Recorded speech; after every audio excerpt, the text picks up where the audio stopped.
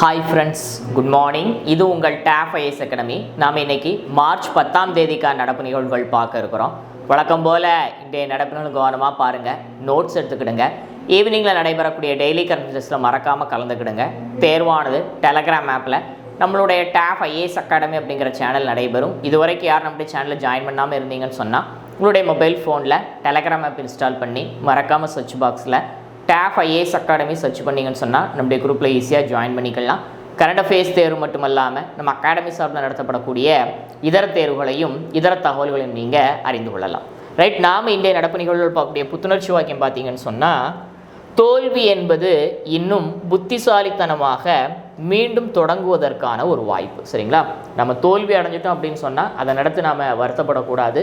அந்த தோல்வி அப்படிங்கிறது நாம் நம்மளுடைய செயலை மீண்டும் ஒருக்க புத்திசாலித்தனமாக தொடங்குவதற்கான ஒரு வாய்ப்பாக இருக்குது.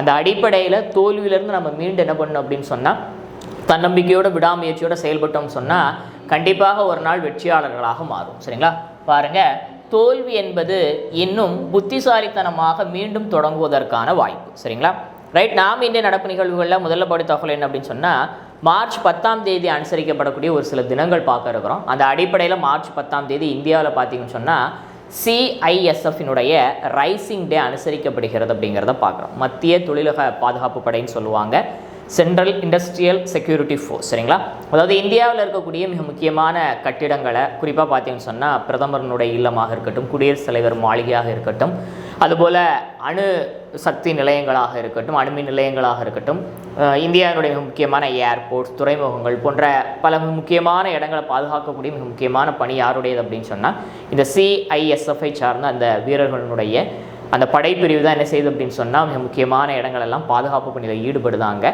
அந்த அமைப்பு 1969 என்ன செய்யப்பட்டிருக்கு அப்படின்னு சொன்னால் மார்ச் 10ஆம் தேதி உருவாக்கப்பட்டிருக்குது. அதனை கொண்டாடுவதற்காக அந்த படையில் பணியாற்றக்கூடிய வீரர்களை சிறப்பு செய்வதற்காக ஆண்டுதோறும் என்ன செய்யப்படுகிறது அப்படின்னு சொன்னால் மார்ச் 10ஆம் தேதி CISFனுடைய உதய தினம் ரைசிங் டே அனுசரிக்கப்படுகிறது அப்படிங்கிறத பார்க்குறோம்.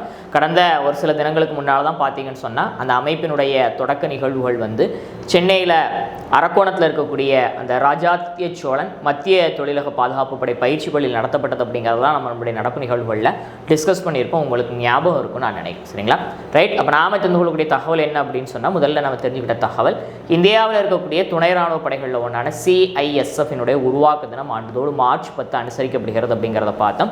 1969 இந்த படைப்பிரிவு இந்தியாவில் உருவாக்கப்பட்டிருக்குது. இந்தியாவில் இருக்கக்கூடிய முக்கியமான பாதுகாப்பு முக்கியத்துவம் வாய்ந்த இடங்களை பாதுகாக்கக்கூடிய பணிகள் யாருடையது அப்படின்னு சொன்னால் இவங்களுடையது அப்படிங்கிறது குறிப்பிடத்தக்கது. சரிங்களா, அடுத்தாம் பகுதி தகவல் என்ன சொன்னால், இதே மார்ச் 10ஆம் தேதி பார்த்தீங்கன்னு சொன்னால் international day of women judges, அதாவது சர்வதேச பெண் நீதிபதிகளுக்கான தினம் அனுசரிக்கப்படுகிறது அப்படிங்கிறத பார்க்குறோம். நீதித்துறையில் பெண் நீதிபதிகளுடைய பங்களிப்பு அப்படிங்கிறது ரொம்ப குறைவாகத்தான் இருக்குது. இப்போ நாம் இந்தியா கூட எடுத்துக்கிட்டோம் அப்படின்னு சொன்னால் இந்தியாவில் இருக்கக்கூடிய எத்தனை உயர்நீதிமன்றங்களில் பெண்கள் மிக முக்கியமான பொறுப்புகளில் இருக்காங்க அப்படின்னு சொன்னால் விரல் விட்டு எண்ணிடலாம். இந்திய உச்சநீதிமன்றத்தில் எத்தனை பெண் நீதிபதிகள் இருக்கிறாங்க அப்படின்னு சொன்னால் அவங்களே நம்ம விரல் விட்டு எண்ணிடலாம். அந்த அடிப்படையில் ஆண் நீதிபதிகளுக்கு ஈக்குவலாக பெண் நீதிபதிகளுடைய பங்களிப்பை அதிகரிப்பது குறித்த புரிதலை உலகளாவிய அளவில் அனைத்தரப்பட்ட மக்களிடத்திலையும் நாடுகளிடத்திலையும் ஏற்படுத்தணும் அப்படிங்கிறதற்காக ஆண்டுதோறும் என்ன செய்யப்படுகிறது அப்படின்னு சொன்னால் இந்த தினம் அனுசரிக்கப்படுகிறது அப்படிங்கிறத பார்க்குறோம் மார்ச் 10. இந்த இடத்திற்கான தீம் கருப்பொருள் என்ன அப்படின்னு சொன்னால் women in justice, women for justice. சரிங்களா, அதாவது நீதியில் பெண்கள், நீதிக்கான பெண்கள் அப்படிங்கிறது இந்த ஆண்டு இந்த இடத்திற்கான கருப்பொருளாக அமைந்திருக்கிறது அப்படிங்கிறத நாம் இந்த இடத்துல பார்க்கணும். சரியா, நாம் தெரிந்து ஒரு தகவல் என்ன அப்படின்னு சொன்னால், உலகளாவிய அளவில் நீதித்துறையில் இருக்கக்கூடிய பெண் நீதிபதிகளை சிறப்பு செய்வதற்காகவும் ஆண் நீதிபதிகளுக்கு ஈக்குவலாக பெண் நீதிபதிகள் அவங்களுடைய பங்களிப்பு இன்னும் அதிகரிக்கப்படணும் அப்படிங்கிறத வலியுறுத்தக்கூடிய வகையிலையும் பார்த்தீங்க அப்படின்னு சொன்னால் ஆண்டுதோறும் மார்ச் 10ஆம் தேதி international day of women judges அனுசரிக்கப்படுகிறது அப்படிங்கிறத பார்த்தோம். இந்த ஆண்டு இந்த இடத்திற்கான தீம் கருப்பொருள் என்ன அப்படின்னு சொன்னால் women in justice, women for justice. சரிங்களா, அடுத்தாம் பார்க்கக்கூடிய தகவல் என்ன அப்படின்னு சொன்னால் இதே மார்ச் 10, அதாவது மார்ச் 10ன்னு சொல்கிறத விட ஒவ்வொரு ஆண்டும் பார்த்தீங்க அப்படின்னு சொன்னால் மார்ச் மாதத்தினுடைய 2வது திங்கட்கிழமை அனுசரிக்கப்படக்கூடிய தினம் தான் இந்த தினம். அந்த அடிப்படையில் மார்ச் 10ஆம் தேதியான இன்றைய தினம் என்ன செய்யப்படுகிறது அப்படின்னு சொன்னால் காமன்வெல்த் கூட்டமைப்பினுடைய தினம் அனுசரிக்கப்படுகிறது அப்படிங்கிறத பார்க்குறோம். சரிங்களா, அதாவது காமன்வெல்த் கூட்டமைப்பு அப்படிங்கிறது பார்த்தீங்க அப்படின்னு சொன்னால் ஒரு காலத்தில் பிரிட்டிஷ் ஆட்சி அதிகாரத்தின் கீழ் இருந்த நாடுகளினுடைய கூட்டமைப்பு தான் என்ன சொல்கிறாங்கன்னு சொன்னால் காமன்வெல்த். இன்றைக்கி பல்வேறு நாடுகள் சுதந்திரம் அடைஞ்சிருக்கிறாங்க. சுதந்திரம் அடைந்ததுக்கு பிறகு அவங்க ஒரு கூட்டமைப்பாக செயல்படுதாங்க. அந்த அடிப்படையில் காமன்வெல்த் நாடுகளுடைய வளர்ச்சியை முன்னேற்றத்தை மேம்படுத்துவது குறித்த புரிதலுக்கான தினமாக பார்த்தீங்க அப்படின்னு சொன்னால் ஆண்டுதோறும் இந்த மார்ச் மாதத்தினுடைய 2வது திங்கட்கிழமை வந்து காமன்வெல்த் தினமாக அனுசரிக்கப்படுகிறது. அந்த அடிப்படையில் இந்த ஆண்டு மார்ச் 10ஆம் தேதியான இன்றைய தினம் பார்த்தீங்கன்னு சொன்னால் இந்த தினம் அனுசரிக்கப்படுகிறது அப்படிங்கிறத பார்க்குறோம். இந்த ஆண்டுக்கான தீம் கருப்பொருள் என்ன அப்படின்னு சொன்னால் டுகெதர் வி த்ரைவ், அதாவது ஒன்றாக நாம் வளர்கிறோம் அப்படிங்கிறது இந்த ஆண்டிற்கான கருப்பொருளாக அமைந்திருக்கிறது அப்படிங்கிறத பார்க்குறோம். இந்த கூட்டமைப்பினுடைய தலைவராக பார்த்தீங்கன்னு சொன்னால் பிரிட்டிஷனுடைய மன்னர் செயல்படுவாங்க. அந்த அடிப்படையில் தற்போதைய மன்னராக இருக்கக்கூடிய சார்லஸ் III அவர்கள் வந்து இந்த கூட்டமைப்புக்கான தலைவராக விளங்குகிறார் அப்படிங்கிறது குறிப்பிடத்தக்கது. சரிங்களா? ரைட். அப்போ நாம இதனோட தகவல் என்ன அப்படின்னு சொன்னால் ஒவ்வொரு ஆண்டும் மார்ச் மாதத்தினுடைய 2வது திங்கட்கிழமை பார்த்தீங்க அப்படின்னு சொன்னால் காமன்வெல்த் கூட்டமைப்புக்கான காமன்வெல்த் தினம் அனுசரிக்கப்படுகிறது அப்படிங்கிறத பார்த்தோம். அந்த அடிப்படையில் இந்த ஆண்டு மார்ச் 10ஆம் தேதியான இன்றைய தினம் காமன்வெல்த் தினம் அனுசரிக்கப்படுகிறது அப்படிங்கிறத பார்த்தோம். இந்த ஆண்டிற்கான தீம் கருப்பொருள் என்ன அப்படின்னு சொன்னால் டுகெதர் வி த்ரைவ். சரிங்களா? அடுத்த பார்க்கக்கூடிய தகவல் என்ன அப்படின்னு சொன்னால் இசைஞானி இளையராஜா அவர்கள். இசைஞானி இளையராஜா பார்த்தீங்க அப்படின்னு சொன்னால் சொந்தமாக என்ன பண்ணியிருக்காரு அப்படின்னு சொன்னால் ஒரு சிம்பொனி ஒன்றை தானாகவே எழுதி அதை வந்து லண்டனில் அரங்கேற்றம் செய்திருக்கிறார் அப்படிங்கிறத பார்க்கணும். சரிங்களா? சிம்பொனி அப்படின்னா என்ன அப்படின்னு சொன்னால் நிறைய பல்வேறு வகையான இசை கருவிகளை வைத்து இசை கலைஞர்களை வைத்து அரங்கேற்றம் செய்யப்படுவதான் என்ன சொல்கிறாங்க அப்படின்னு சொன்னால் சிம்பொனின்னு சொல்கிறாங்க. இந்த உலகத்தில் புகழ்வாய்ந்த பல இசை மாமேதைகள் என்ன பண்ணியிருக்கிறாங்கன்னு சொன்னால் சிம்பொனியை அவங்களாகவே இயற்றி இசையமைச்சு அதை அரங்கேற்றம் பண்ணியிருக்கிறாங்க. அந்த அடிப்படையில் முதல் முறையாக ஆசிய கண்டத்திலிருந்து பார்த்தீங்க அப்படின்னு சொன்னால் சிம்போனி இசையை வந்து இளையராஜா அவர்கள் வந்து லண்டனில் என்ன பண்ணியிருக்கார் அப்படின்னு சொன்னால் தன்னுடைய சிம்போனி இசையை அந்த இசை நிகழ்ச்சியை நடத்தியிருக்கிறார், அரங்கேற்றம் செய்திருக்கிறார் அப்படிங்கிறத பார்க்கணும். சரிங்களா? அதாவது வேலியண்ட் அப்படிங்கிற பேரில் அவர் சொந்தமாகவே ஒரு 35 நாட்கள் என்ன பண்ணியிருக்கார் அப்படின்னு சொன்னால் ஒரு சிம்போனி இசையை ஒன்று எழுதியிருந்தார். அந்த இசை தான் தற்பொழுது லண்டனில் நடைபெற்ற நிகழ்வுகளில் அரங்கேற்றம் செய்யப்பட்டிருக்குது.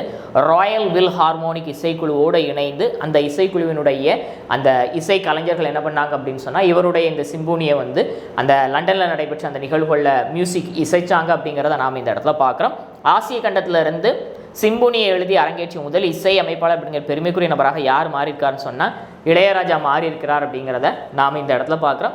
இதற்கு முன்னால் இசைத்துறையில் ஆகச்சிறந்த மேதைகளான மொசார்ட், பீத்தோவான், சாய்கோஸ்கி போன்ற ஒரு சில நபர்கள் என்ன பண்ணியிருக்கிறாங்க அப்படின்னு சொன்னால் சொந்தமாக தங்களுடைய சிம்பொனியை எழுதி அரங்கேற்றம் செஞ்சுருக்கிறாங்க. அந்த அடிப்படையில் அந்த புகழ்வாய்ந்த இசை மாமேதைகளோடு யாரும் தற்பொழுது இணைந்திருக்கிறார் அப்படின்னு சொன்னால் இளையராஜாவும் இணைந்திருக்கிறார் அப்படிங்கிறத நாம் இந்த இடத்துல பார்க்குறோம். ஒரு தமிழராக ஒரு இந்தியராக இந்தியாவுக்கு மட்டுமல்லாமல் முழு உலக அளவுலையும் பார்த்தீங்கன்னு சொன்னால் ஒரு பெருமைக்குரிய நபராக யார் மாறி இருக்கிறார் அப்படின்னு சொன்னால் இளையராஜா மாறி இருக்கிறார் அப்படிங்கிறத நாம் இந்த இடத்துல பார்க்கணும். சரியா? ரைட். அப்போ நாம் தன்னோட தகவல் என்ன அப்படின்னு சொன்னால் இசைஞானி இளையராஜா அவர்கள் வேலியண்ட் அப்படிங்கிற பேரில் ஒரு சிம்போனியை சொந்தமாக தானாகவே எழுதி அந்த இசை சிம்போனியை என்ன பண்ணியிருக்கார் அப்படின்னு சொன்னால் லண்டனில் நடைபெற்ற நிகழ்வுகளில் அரங்கேற்றம் செய்திருக்கிறார் அப்படிங்கிறத பார்த்தோம். அதாவது புகழ்வாய்ந்த இசைக்குழுவான ராயல் வில் ஹார்மோனிக் இசைக்குழுவோடு இணைந்தவர் என்ன பண்ணியிருக்காரு சொன்னால் இதை அரங்கேற்றம் பண்ணியிருக்கிறாரு. அந்த அடிப்படையில் ஆசிய கண்டத்திலிருந்து முதல் முறையாக ஒரு சிம்போனியை சொந்தமாக எழுதி அதை அரங்கேற்றிய நபர் அப்படிங்கூடிய பெருமைக்குரிய நபராக யார் மாறியிருக்காருன்னு சொன்னால் இளையராஜா மாறியிருக்கிறாரு. உலக புகழ் வாய்ந்த இசை மாமேதைகளான மொசார்ட், பீத்தோவான் வரிசையில் தற்பொழுது இளையராஜாவும் இணைந்திருக்கிறார் அப்படிங்கிறத நாம் இந்த இடத்துல பார்த்தோம். சரிங்களா? அடுத்த பார்க்கக்கூடிய தகவல் என்னன்னு சொன்னால் இந்தியாவினுடைய 58வது புலிகள் சரணாலயம். சரிங்களா? அதாவது இதுவரைக்கும் 57 புலிகள் சரணாலயம் இந்தியாவில் இருந்துச்சு. தற்பொழுது 58வது புலிகள் டைகர் ரிசர்வ் என்ன செய்யப்பட்டு சொன்னால் அறிவிப்பு செய்யப்பட்டிருக்கு அப்படிங்கிறத பார்க்குறோம். அந்த 58வது புலிகள் சரணாலயம் எங்கே அமைந்திருக்கிறது அப்படின்னு சொன்னால் மத்திய பிரதேசத்தில் அமைந்திருக்கிறது. அதனுடைய பேர் என்னன்னு சொன்னால் மாதவ் தேசிய பூங்கா. சரிங்களா? அதாவது மத்திய பிரதேசத்தில் சிவபுரி மாவட்டத்தில் சம்பல் பகுதியில் அமைந்திருக்கக்கூடிய ஒரு சரணாலயம் தான் என்ன அப்படின்னு சொன்னால் இந்த மாதவ் பூங்கா. இப்போ இதைத்தான் என்ன பண்ணியிருக்கிறாங்கன்னு சொன்னால் மாதவ் புலிகள் வழங்காப்பகமாக இந்திய அரசாங்கம் அறிவிப்பு செஞ்சுருக்கிறாங்க. அந்த அடிப்படையில் இதற்கான அறிவிப்பை ஒன்றிய சுற்றுச்சூழல்துறை அமைச்சர் பூபேந்தர் யாதவ் வந்து வெளியிட்டிருக்கிறாரு. இதன் மூலமாக இந்தியாவில் ஒட்டுமொத்தமாக புலிகள் வழங்காப்பகங்களுடைய எண்ணிக்கை பார்த்தீங்கன்னு சொன்னால் 58ஆக உயர்ந்திருக்கிறது. மத்திய பிரதேசத்தில் பார்த்தீங்க அப்படின்னு சொன்னால் 9வது புலிகள் காப்பகமாக இது இடம்பெற்றிருக்கிறது அப்படிங்கிறத பார்க்குறோம். இந்தியாவை பொறுத்த வரைக்கும் அதிகமான புலிகள் வசிக்கக்கூடிய வாழக்கூடிய மாநிலங்களில் ஒன்றாக மத்திய பிரதேசம் விளங்குகிறது அப்படிங்கிறது நமக்கு நன்றாகவே தெரியும். சரிங்களா? ரைட். அப்போ நாம தெரிஞ்ச தகவல் என்ன அப்படின்னு சொன்னால் மத்திய பிரதேச மாநிலத்தில் மாதவ் தேசிய பூங்கா அந்த மாநிலத்தினுடைய 9வது புலிகள் வழங்காப்பகமாகவும் ஒட்டுமொத்த இந்திய அளவில் 58வது புலிகள் வழங்காப்பகமாகவும் அறிவிப்பு செய்யப்பட்டிருக்கிறது அப்படிங்கிறத நாம் இந்த இடத்துல பார்த்தோம். சரிங்களா? நெக்ஸ்ட் நம்ம கூடிய நபர் யாருன்னு சொன்னால் ஷபானா ஆஸ்மி. ஷபானா ஆஸ்மி இந்தியாவை சார்ந்த ஒரு பன்மொழி திரைப்பட நடிகை. அவங்க சற்றேறக்குறைய 50க்கும் மேற்பட்ட ஆண்டுகள் இந்திய சினிமா துறையில் ஒரு அற்புதமான நடிகையாக விளங்கக்கூடியவங்க தான் யார் அப்படின்னு சொன்னால் ஷபானா ஆஸ்மி. சரிங்களா? ஷபானா ஆஸ்மிக்கு இப்பொழுது பெங்களூரில் நடைபெற்ற ஒரு சர்வதேச திரைப்பட திருவிழாவில் பார்த்தீங்கன்னு சொன்னால் லைஃப் டைம் அச்சீவ்மெண்ட் அவார்டு கிடச்சிருக்கு அப்படிங்கிறத நாம் இந்த இடத்துல பார்க்குறோம். அதாவது 16வது பெங்களூரு சர்வதேச திரைப்பட திருவிழா வந்து பெங்களூரில் நடந்துச்சு. இந்த திரைப்பட திருவிழாவில் வழங்கப்படக்கூடிய, அதாவது இந்திய சினிமாவில் தன்னையே அர்ப்பணித்துக் கொள்ளக்கூடிய கலைஞர்களுக்காக வழங்கப்படக்கூடிய ஒரு உயரிய விருது தான் என்ன அப்படின்னு சொன்னால் கொடகப்பா வாழ்நாள் சாதனையாளர் விருது, லைஃப் டைம் அச்சீவ்மெண்ட் அவார்டு. அந்த அடிப்படையில் இந்த ஆண்டுக்கான விருது யாருக்கு வழங்கப்பட்டிருக்கு அப்படின்னு சொன்னால் பன்மொழி திரைப்பட நடிகையான ஷபானா ஆஸ்மி அவர்களுக்கு வழங்கப்பட்டிருக்கு அப்படிங்கிறத பார்க்குறோம். அவங்க 1977 கண்ணேஸ்வரராமா அப்படிங்கிற திரைப்படத்தில் முதலையாக ஒரு கன்னட திரைப்படத்தில் அறிமுகமாகறாங்க. கன்னடம் மட்டுமல்லாமல் தமிழ், தெலுங்கு, ஹிந்தி உட்பட பல்வேறு மொழிகள் படங்களில் 100க்கும் மேற்பட்ட திரைப்படங்கள் என்ன பண்ணியிருக்கிறாங்க அப்படின்னு சொன்னால் அவங்க நடிச்சிருக்கிறாங்க. இப்பவும் நடிச்சுக்கிட்டு இருக்கிறாங்க. ரீசெண்டாக வெளியான ஒரு வெப்சீரிஸில் கூட அவங்க ரொம்ப அற்புதமாக நடிச்சிருப்பாங்க. சற்றேறக்குறைய 5 தடவை பார்த்தீங்கன்னு சொன்னால் தன்னுடைய வாழ்நாளில் சிறந்த நடிகைக்கான தேசிய விருதை வாங்கியிருக்கிறாங்க. அதுபோக பல்வேறு மாநில மற்றும் அமைப்புகளினுடைய விருதுகளையும் தன்னுடைய திரையுலக வாழ்க்கையில் அவங்க வின் பண்ணியிருக்கிறாங்க. அந்த அடிப்படையில் அவங்களுடைய அந்த சினிமா வாழ்க்கையை போற்றுதல் கூடிய வகையில், அதை அவங்களுடைய அர்ப்பணிப்பை மெச்சத்தக்க வகையில் என்ன செய்யப்பட்டிருக்கு அப்படின்னு சொன்னால் அவங்களுக்கு இந்த லைஃப் டைம் அச்சீவ்மெண்ட் அவார்டு வழங்கப்பட்டிருக்கு அப்படிங்கிறத நாம் இந்த இடத்துல பார்க்கணும். சரியா? இப்போ நாம் தெரிஞ்ச தகவல் என்ன அப்படின்னு சொன்னால் பெங்களூரில் நடைபெற்ற 16வது பெங்களூரு இன்டர்நேஷ்னல் ஃபிலிம் ஃபெஸ்டிவலில் கொடகப்பா லைஃப் டைம் அச்சீவ்மெண்ட் அவார்டு யாருக்கு வழங்கப்பட்டிருக்கு அப்படின்னு சொன்னால் ஷபானா ஆஸ்மி அவர்களுக்கு வழங்கப்பட்டிருக்கு அப்படிங்கிறத நாம் இந்த இடத்துல பார்த்தோம். சரிங்களா? நெக்ஸ்ட் நான் பார்க்கக்கூடிய தகவல் என்னன்னு சொன்னால் SCART-1. சரிங்களா? SCART-1 அப்படிங்கிறது வந்து ஒரு செயற்கைக்கோள். இந்த செயற்கைக்கோள் வந்து பூமியை கண்காணிப்பதற்காக, அதாவது பூமியை கண்காணிப்பதை விட விண்வெளியில் இருக்கக்கூடிய பொருட்களை கண்காணிப்பதற்கான ஒரு செயற்கைக்கோள் தான் என்ன அப்படின்னு சொன்னால் இந்த SCART-1. இந்த SCART-1 வந்து இந்தியாவை சார்ந்த திகந்திரா அப்படிங்கக்கூடிய, சரிங்களா, அதாவது திகந்திரா அப்படிங்கக்கூடிய ஒரு ஸ்டார்ட் அப் நிறுவனத்தால் உருவாக்கப்பட்ட ஒரு செயற்கைக்கோள் தான் என்ன அப்படின்னு சொன்னால் இந்த SCART-1. சரிங்களா? இந்த SCART-1 கடந்த மாதம் போன ஜனவரியில் பார்த்தீங்க அப்படின்னு சொன்னால் ஸ்பேஸ்எக்ஸ், அதாவது எலான் மஸ்க் சொந்தமான டிரான்ஸ்போர்ட்டர் 12 அப்படிங்கிற ராக்கெட் மூலமாக வெற்றிகரமாக விண்ணுக்கு அனுப்பப்பட்டுச்சு ஜனவரி 14. தற்பொழுது இது வந்து பூமியினுடைய கீழடுக்கு சுற்றுவட்ட பாதையை கண்காணிக்கக்கூடிய பணியை மேற்கொண்டிருக்குது. அந்த அடிப்படையில் முதல் முறையாக அதிலிருந்து ஃபோட்டோ பிக்சர்ஸ் என்ன கிடச்சிருக்கு அப்படின்னு சொன்னால் இந்த அமைப்பு கிடச்சிருக்குது. இதன் மூலமாக அது வெற்றிகரமாக செயல்பட தொடங்கியிருக்கு அப்படிங்கிறத பார்க்குறோம். அதாவது விண்வெளியில் 5 சென்டிமீட்டர் குறைவான பொருட்கள் இருந்தால் கூட என்ன பண்ணும் அப்படின்னு சொன்னால் அதையும் துல்லியமாக கண்காணித்து இது வந்து தகவல் அளிக்கும். அதாவது பல்வேறு உலக நாடுகள் பார்த்தீங்கன்னு சொன்னால் தங்களுடைய பல்வேறு தேவைகளுக்காக செயற்கைக்கோள்களை ஸ்பேஸுக்கு அனுப்பியிருக்கிறாங்க. விண்வெளியில் இருக்கக்கூடிய இந்த செயற்கைக்கோள்கள் வந்து ஒன்றுக்கொன்று மோதாமல் அதனுடைய பாதையில் சரியான முறையில் வலம் வருகிறதா அப்படிங்கிறத கண்காணிக்கக்கூடிய ஒரு பொறுப்பு யாருக்கு இருக்குது அப்படின்னு சொன்னால் இந்த SCART-1 செயற்கைக்கோளுக்கு இருக்கிறது அப்படிங்கிறத பார்க்குறோம். இதன் மூலமாக உலகினுடைய முதலாவது வர்த்தக செயற்கைக்கோளான SCART-1 செயல்பாட்டுக்கு வந்திருக்கிறது அப்படிங்கிற தகவல் வெளியாக இருக்குது அப்படிங்கிறத நாம் இந்த இடத்துல பார்க்கணும். சரியா? இப்போ நாமத்தினோட தகவல் என்ன அப்படின்னு சொன்னால் விண்வெளியில் இருக்கக்கூடிய பொருட்களை கண்காணிப்பதற்காக இந்தியாவினுடைய ஸ்டார்ட் அப் நிறுவனமான திகந்திரா அப்படிங்கக்கூடிய நிறுவனம் SCART-1 அப்படிங்கக்கூடிய செயற்கைக்கோளை டிரான்ஸ்போர்ட்டர் 12 அப்படிங்கிற ராக்கெட் மூலமாக ஜனவரி 14 வெற்றிகரமாக விண்ணுக்கு அனுப்புனாங்க. இது புவியினுடைய கீழடுக்கு பாதையிலிருந்து என்ன பண்ணுது அப்படின்னு சொன்னால் ஸ்பேஸில் இருக்கக்கூடிய பொருட்களை கண்காணிச்சுட்டு வருகிறது. ஒரு சின்ன பொருளாக இருந்தாலும் கூட அதையும் இது துல்லியமாக கண்காணிக்கும். அந்த அடிப்படையில் தற்பொழுது தன்னுடைய செயல்பாட்டை தொடங்கி இருக்கிறது அப்படிங்கிற தகவலை பார்த்தோம். உலகினுடைய முதலாவது வர்த்தக செயற்கைக்கோள் அப்படிங்கக்கூடிய பெயர் பெற்ற செயற்கைக்கோள் என்ன அப்படின்னு சொன்னால் SCART-1. சரிங்களா? அடுத்த பார்க்கக்கூடிய தகவல் என்ன அப்படின்னு சொன்னால் நமக்கு நன்றாக தெரிந்த விஷயம்தான். அதாவது ICC சாம்பியன்ஸ் கோப்பை கிரிக்கெட் போட்டி வந்து வெற்றிகரமாக நிறைவடைந்திருக்கிறது. இந்த ஆண்டுக்கான போட்டியை பார்த்தீங்கன்னு சொன்னால் பாகிஸ்தான் நடத்தினாங்க. இந்தியா மட்டும் பாகிஸ்தானில் பாதுகாப்பு அச்சுறுத்தல் காரணமாக அங்கே போய் விளையாட போகல. இந்தியாவினுடைய மேட்சஸ் ஃபுல்லாமே பார்த்தீங்கன்னு சொன்னால் UAEயில் துபாயில் நடந்துச்சு. அந்த அடிப்படையில் இறுதிப் போட்டிக்கு பார்த்தீங்கன்னு சொன்னால் இந்தியா தகுதி பெற்றிருந்து எந்த ஒரு லீக் போட்டியிலையுமே தோல்வி அடையாமல் இறுதிக்கு அவங்க வந்திருந்தாங்க. அதே போல் நியூசிலாந்து என்ன பண்ணியிருந்தாங்கன்னு சொன்னால் இறுதிப் போட்டிக்கு தகுதி பெற்றிருந்தாங்க. நேற்றைய தினம் துபாயில் நடைபெற்ற அந்த இறுதிப் போட்டியில் 3வது முறையாக இந்தியா என்ன பண்ணியிருக்கு அப்படின்னு சொன்னால் சாம்பியன் பட்டத்தை கைப்பற்றியிருக்கிறது அப்படிங்கிறத பார்க்குறோம். நியூசிலாந்து தோல்வி அடைஞ்சிருக்குது அப்படிங்கிறதே நம்ம பார்க்குறோம். முதல் முறையாக 2002 பார்த்தீங்க அப்படின்னு சொன்னால் ஸ்ரீலங்காவோட என்ன பண்ணுவாங்க அப்படின்னு சொன்னால் கோப்பையை பகிர்ந்து கொள்வாங்க இந்தியா. அடுத்து 2013 இங்கிலாந்தை பீட் பண்ணி கோப்பையை வின் பண்ணியிருப்பாங்க. இப்போ 2025 நியூசிலாந்து தோற்கடிச்சு என்ன பண்ணியிருக்கிறாங்க அப்படின்னு சொன்னால் கோப்பையை வின் பண்ணியிருக்கிறாங்க அப்படிங்கிறத நாம் இந்த இடத்துல பார்க்குறோம். சரிங்களா? இந்த தொடரில் மிக சிறப்பாக செயல்பட்டதற்கான ஆட்டநாயகன் விருது பார்த்தீங்கன்னு சொன்னால் இந்திய அணியினுடைய கேப்டனாக இருக்கக்கூடிய ரோஹித் சர்மா அவர்களுக்கு வழங்கப்பட்டிருக்குது. தொடர் நாயகன் விருது பார்த்தீங்கன்னு சொன்னால் இந்த தொடர் ரொம்ப சிறப்பாக விளையாடிய நியூசிலாந்தினுடைய ரச்சின் ரவீந்திரா அவர்களுக்கு வழங்கப்பட்டிருக்கிறது அப்படிங்கிறத நாம் இந்த இடத்துல பார்க்குறோம். சரிங்களா? அடுத்த சாம்பியன்ஸ் கோப்பை போட்டி இன்னும் ஒரு சில ஆண்டுகளில் இந்தியாவில் நடைபெற இருக்குது அப்படிங்கிறது குறிப்பிடத்தக்கது. சரியா? ரைட். அப்போ நாம இதனோட தகவல் என்ன அப்படின்னு சொன்னால் இந்த ஆண்டுக்கான சாம்பியன்ஸ் டிராஃபி போட்டி, அதாவது ஒன் டே தொடர் அடிப்படையில் அது நடத்தப்பட்டுச்சு. உலகினுடைய மிக முன்னணி 8 அணிகள் இதில் பங்கேற்றாங்க. இதில் இறுதிப் போட்டிக்கு இந்தியா நியூசிலாந்து தகுதி பெற்றிருந்தாங்க. நியூசிலாந்து தோற்கடித்து இந்தியா 3வது முறையாக வெற்றிகரமாக என்ன பண்ணியிருக்கிறாங்கன்னு சொன்னால் கோப்பையை கைப்பற்றிருக்கிறாங்க அப்படிங்கிறத பார்த்தோம். இறுதிப் போட்டியில் சிறப்பாக செயல்பட்டதற்கான ஆட்டநாயகன் விருது ரோஹித் சர்மா அவர்களுக்கும், தொடர்ச்சியாக சிறப்பாக செயல்பட்டதற்கான தொடர்நாயகன் விருது நியூசிலாந்துடைய ரச்சின் ரவீந்திரா அவர்களுக்கும் வழங்கப்பட்டிருக்கு அப்படிங்கிறத நாம் இந்த இடத்துல பார்த்தோம். சரிங்களா? ரைட். நம்ம ரீகேப் பார்க்க இருக்கிறோம். ஆரம்பத்தில் என்ன பார்த்தோம் அப்படின்னு சொன்னால் மார்ச் 10ஆம் தேதி CISFனுடைய உதய தினம், உருவாக்க தினம் அனுசரிக்கப்படுகிறது அப்படிங்கிறத பார்க்குறோம். இந்தியாவில் இருக்கக்கூடிய ஒரு துணை ராணுவ படைப்பிரிவுகள் அதுவும் ஒன்று. இந்தியாவில் இருக்கக்கூடிய மிக முக்கியமான பில்டிங்ஸை பாதுகாக்கக்கூடிய பணி அவங்க கிட்ட இருக்குது அப்படிங்கிறத பார்த்தோம்.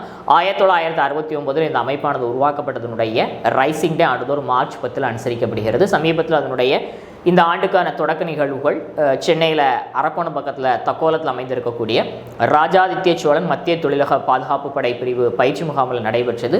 உள்துறை அமைச்சர் அமித்ஷா அவர்கள் பங்கேற்றார் அப்படிங்கிறத நம்ம முந்தைய வகுப்புகளில் பார்த்துருக்கோம். சரிங்களா? அடுத்து பார்த்தீங்கன்னு சொன்னால் நீதித்துறையில் பெண் நீதிபதிகளுடைய பங்களிப்பு உயர் செய்யணும் அப்படிங்கிறதற்காக ஆண்டுதோறும் மார்ச் 10ஆம் தேதி international day of women judges அனுசரிக்கப்படுகிறது. இந்த ஆண்டுக்கான தீம் கருப்பொருள் என்ன அப்படின்னு சொன்னால் women in justice, women for justice. சரிங்களா? அடுத்து நான் பார்த்த தகவல் என்ன அப்படின்னு சொன்னால் ஒவ்வொரு ஆண்டும் மார்ச் மாதத்தினுடைய 2வது திங்கட்கிழமை காமன்வெல்த் கூட்டமைப்புக்கான தினம் அனுசரிக்கப்படுகிறது. அந்த அடிப்படையில் இந்த ஆண்டு மார்ச் 10ஆம் தேதி அன்றைய தினம் காமன்வெல்த் டே அனுசரிக்கப்படுகிறது. இந்த ஆண்டுக்கான கருப்பொருள் என்ன அப்படின்னு சொன்னால் டுகெதர் வி த்ரைவ். காமன்வெல்த் கூட்டமைப்பு அப்படிங்கிறது பிரிட்டிஷாருடைய கட்டுப்பாட்டிலிருந்து சுதந்திரம் பெற்ற நாடுகளுடைய கூட்டமைப்பு தான் என்ன சொல்கிறாங்க அப்படின்னு சொன்னால் காமன்வெல்த் கூட்டமைப்புன்னு சொல்கிறாங்க. சரிங்களா? அடுத்து பார்த்தீங்கன்னு சொன்னால் தமிழகத்தை சார்ந்த இசை ஞானியான இளையராஜா அவர்கள் வேலியன்ட் அப்படிங்கிற பேரில் சொந்தமாக என்ன பண்ணார் அப்படின்னு சொன்னால் ஒரு சிம்போனியை 35 நாட்களுக்குள்ளே எழுதி முடித்து லண்டனில் அந்த சிம்போனியை அரங்கேற்றம் பண்ணியிருக்கிறாரு. ராயல் வில் ஹார்மோனிக் இசைக்குழுவோடு இணைந்து அவர் அந்த சிம்போனியை அரங்கேற்றம் செஞ்சுருக்கிறாரு. பல்வேறு இசைக்கருவிகளை கொண்டு இசைக்கப்படக்கூடிய ஒரு இசை நிகழ்ச்சியை தான் என்ன சொல்கிறாங்க அப்படின்னு சொன்னால் சிம்போனின்னு சொல்கிறாங்க. அந்த அடிப்படையில் ஆசிய கண்டத்திலிருந்து இந்த சிம்போனி இசையை சொந்தமாக எழுதி அரங்கேற்றம் செய்திருக்கக்கூடிய முதல் நபர் அப்படிங்கக்கூடிய பெருமை இசைஞானி இளையராஜா அவர்களுக்கு கிடைச்சிருக்குது. இதற்கு முன்னால் உலக புகழ் வாய்ந்த இசை மாமேதைகளான பீத்தோவான், மொசாட் அண்ட் சாய்ஸ்கோஸ் போன்ற ஒரு சில நபர்கள் மட்டும்தான் என்ன பண்ணியிருக்கிறாங்கன்னு சொன்னால் சொந்தமாக எழுதி சிம்போனியை அரங்கேற்றம் செய்திருக்கிறாங்க அப்படிங்கிறது குறிப்பிடத்தக்க. சரிங்களா? அடுத்து மத்திய பிரதேச மாநிலத்தில் அமைந்திருக்கக்கூடிய மாதவ் தேசிய பூங்கா அந்த மாநிலத்தினுடைய 9வது புலிகள் வழங்காப்பகமாகவும் இந்தியாவினுடைய 58வது புலிகள் வழங்காப்பகமாகவும் ஒன்றிய சுற்றுச்சூழல்துறை அமைச்சராக இருக்கக்கூடிய பூபேந்தர் யாதவ் அவர்களால் அறிவிப்பு செய்யப்பட்டிருக்கிறது அப்படிங்கிறத பார்க்குறோம். இந்தியாவில் அதிகமான புலிகள் வசிக்கக்கூடிய ஒரு முன்னணி மாநிலமாக மத்திய பிரதேசம் விளங்குகிறது அப்படிங்கிறது குறிப்பிடத்தக்க. சரிங்களா? அடுத்த பார்த்த தகவல் 16வது பெங்களூரு சர்வதேச திரைப்பட திருவிழா பெங்களூரில் நடைபெற்று இதில் சினிமா துறைக்கு தன்னுடைய முழு வாழ்க்கையும் அர்ப்பணிக்கக்கூடிய மூத்த கலைஞர்களுக்கு வழங்கப்படக்கூடிய கொடகொப்பா வாழ்நாள் சாதனையாளர் லைஃப் டைம் அச்சீவ்மெண்ட் அவார்டு பன்மொழி திரைப்பட நடிகையான பழம்பெரும் நடிகையான சபானா ஆஸ்மி அவர்களுக்கு வழங்கப்பட்டிருக்கு அப்படிங்கிறது பார்த்தா சபானா ஆஸ்மி 1977 கண்ணேஸ்வரராமா அப்படிங்கிற கன்னட திரைப்படத்தின் மூலமாக திரையுலகுக்கு வந்தவங்க. ஹிந்தி, தமிழ் உள்பட சற்றேறக்குற 100க்கும் மேற்பட்ட திரைப்படங்கள் அவங்க நடிச்சிருக்கிறாங்க. 50 ஆண்டு காலம் திரைத்துறையில் அசைக்க முடியாத ஒரு நடிகையாக அவங்க விளங்கிட்டு இருக்கிறாங்க. 5 முறை நேஷனல் அவார்டு வாங்கியிருக்கிறாங்க. பல்வேறு மாநில அரசாங்கத்தினுடைய விருதுகள், ஃபிலிம்பேர் அவார்டெலாம் வின் பண்ணியிருக்கிறாங்க. அவங்களுக்கு இந்த விருது வழங்கி கௌரவிக்கப்பட்டிருக்கிறது அப்படிங்கிறத நாம் இந்த இடத்துல பார்த்தோம். சரிங்களா? அடுத்த நான் பார்த்த தகவல் என்ன அப்படின்னு சொன்னால் SCAT-1 அப்படிங்கக்கூடிய செயற்கைக்கோள். SCAT-1 அப்படிங்கிறது என்ன அப்படின்னு சொன்னால் இந்தியாவில் ஸ்டார்ட் அப் நிறுவனமான திகந்திராவினுடைய அதாவது ஸ்டார்ட் அப் நிறுவனமான திகந்திரா அவங்க என்ன பண்ணாங்க அப்படின்னு சொன்னால் SCAT-1 அப்படிங்கிற பேரில் விண்வெளியில் இருக்கக்கூடிய பொருட்களை கண்காணிப்பதற்காக ஒரு செயற்கைக்கோளை ஸ்பேஸுக்கு அனுப்பி வச்சுருந்தாங்க. அந்த செயற்கைக்கோள் தன்னுடைய செயல்பாட்டை தொடங்கியிருக்கு அப்படிங்கிறத பார்க்கணும். இதன் மூலமாக உலகினுடைய முதலாவது வர்த்தக செயற்கைக்கோள் SCAT-1 செயல்பாட்டுக்கு வந்திருக்கு அப்படிங்கிறத நாம் இந்த இடத்துல பார்த்தோம். அதாவது எலான் மஸ்கினுடைய டிரான்ஸ்போர்ட்டர் 12 அப்படிங்கக்கூடிய ராக்கெட் மூலமாக இது விண்ணுக்கு அனுப்பப்பட்டுச்சு. புவியின் கீழடக்கு சுற்றோட்ட பாதையில் கண்காணிக்கக்கூடிய செயற்கைக்கோளாக இது செயல்படுகிறது அப்படிங்கிறத நாம் இந்த இடத்துல பார்த்தோம். சரிங்களா? அடுத்தான் பார்த்தவங்க என்ன அப்படின்னு சொன்னால் ஐசிசி சாம்பியன்ஸ் கோப்பை போட்டி பாகிஸ்தான் நடத்தினாங்க. இந்தியாவுடைய மேட்சஸ் மட்டும் யுஏஇயில் துபாயில் நடந்துச்சு. இந்த போட்டியினுடைய இறுதிப் போட்டியில் நியூசிலாந்து தோற்கடித்து இந்தியா 3வது முறையாக சாம்பியன் படத்தை கைப்பற்றியிருக்கிறது அப்படிங்கிறத பார்த்தோம். 2002, 2013, 2025 ஆகிய 3 தருணங்களில் இந்தியா கோப்பை வின் பண்ணியிருக்கு அப்படிங்கிறத பார்த்தோம். ஆட்டநாயகன் விருது ரோஹித் சர்மா அவர்களுக்கும் தொடர்நாயகன் விருது பார்த்தீங்கன்னு சொன்னால் ரச்சின் ரவீந்திரா அவர்களுக்கும் வழங்கப்பட்டிருக்கு அப்படிங்கிறத நம்ம பார்த்தோம். தோல்வியடைந்த நியூசிலாந்து 2வது இடம் பிடிச்சிருக்கு அப்படிங்கிறதையும் நாம் இந்த இடத்துல பார்த்தோம். இன்றைய நடப்பு நிகழ்வுகள் உங்களுக்கு பயனளிக்கக்கூடிய வகையில் இருந்திருக்கும் நான் நினைக்கிறேன். இந்த வீடியோ உங்களுக்கு பிடிச்சிருன்னு சொன்னால் லைக் பண்ணுங்கள், ஷேர் பண்ணுங்கள், சப்ஸ்கிரைப் பண்ணுங்கள். மறக்காமல் ஈவினிங்கில் நடைபெறக்கூடிய டெய்லி கன்ஃபரன்சஸில் கலந்துக்கிடுங்க. உங்களது வேல்யூபிள் கமெண்ட்ஸை கமெண்ட் பாக்ஸில் பதிவிடுங்க. தேங்க்யூ.